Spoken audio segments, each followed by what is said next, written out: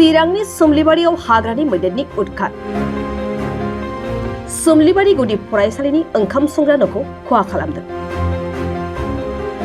भारत भुटान सिमना ओनसोलाव हाग्रानि मैदेरा आदार नागिरनानै गामि ओनसोलाव हाबफैनाया सरासनस्रा जाथाया बायदि जालांबाय। हाग्रानि मैदेरा आदार नागिरनानै गामि ओनसोलाव हाबफैनानै न' बां बारि बागान खहा खालामलांनाय बायदि थांनाय हरनि 1 रिंगासो समाव मा 13 मैदेर फालोसे हाग्रानि मैदेरा चिरां जिल्लानि फाथाबारि ओनसोलाव हाबफैनानै सुमलिबारि गुदि फरायसालिनि ओंखाम संग्रा न' आरो माइरंखौ खहा खालामलाङो। सुमलिबारि गुदि फरायसालिनि फरायसालि सामलाय आफादा हाग्रा बिफाननि मावफुं सोद्रोमा रन्जित बसुमतारीनिसिम खहा जानाय ओंखाम संग्रा न'खौ लुफिननायाव हेफाजाब होनो खावलायहरो।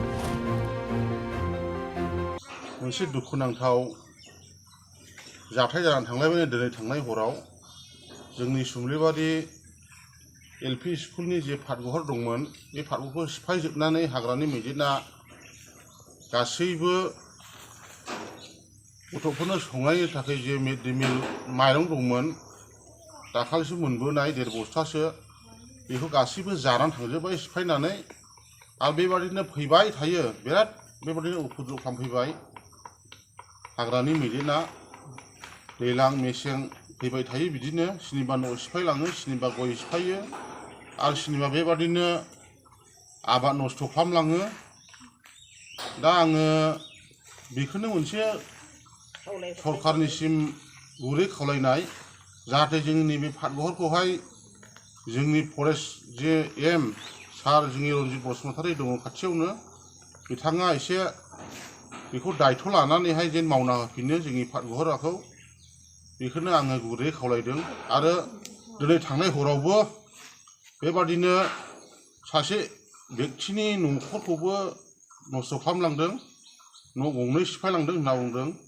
आं दासिमबो नायनो मोनथ'वाखै आरो बेजों लोगोसे गोबां बेबादिनो सोरनिबा गय सोरनिबा माबा थालिर गायनाय नस्थ' खालामलाङो।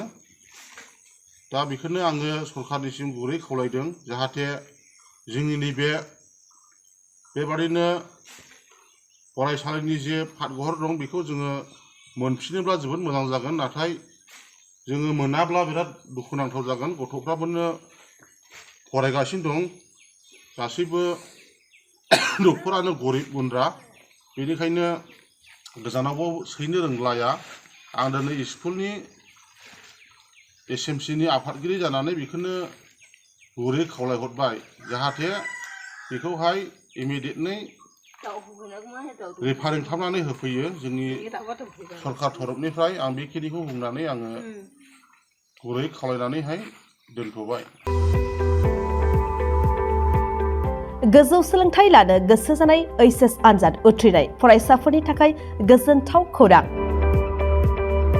जारागुरिनि गबिन्द बसुमतारी कलेजाव BSc सेमेस्टारनि थाखाय फरायसाफोरनि मुं थिसननाया सोलिगासिनो।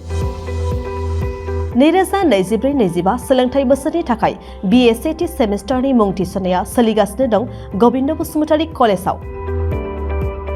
बड'लेण्ड मुलुगसोलोंसालिजों गनायथि जानाय क'क्राझार जिल्लानि गसाइगाव महकुमानि सिङाव थानाय जारागुरिनि गबिन्द बसुमतारी कलेजा फरायसाफोरनि थाखाय एसेल' फिसावनो फरायसाफोरनि थाखाय मुं थिसननाय खाबु लानानै फैदों।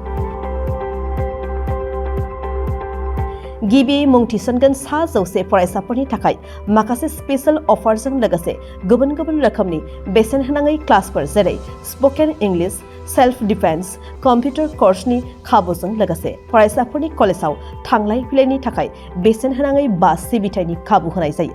गबिन्द बसुमतारी कलेजा फरायसाफोरा गावनि गोसो बायदियै साबजेक्टफोरखौ सायख'नानै लानो हागोन। लोगोसे गोबां थाखोनि बिजाबजों बुंफबनाय बिजाब बाख्रिनि खाबुखौबो फरायसाफोरा मोननो हागोन आरो बे खेबनिफ्राय गसाइगाव फरायसालिमानि सिङाव फरायसाफोरा गावनिनो आंगो गबिन्द बसुमतारी फरायसालिमायावनो आनजाद मिरु एबा आनजाद होनो हागोन।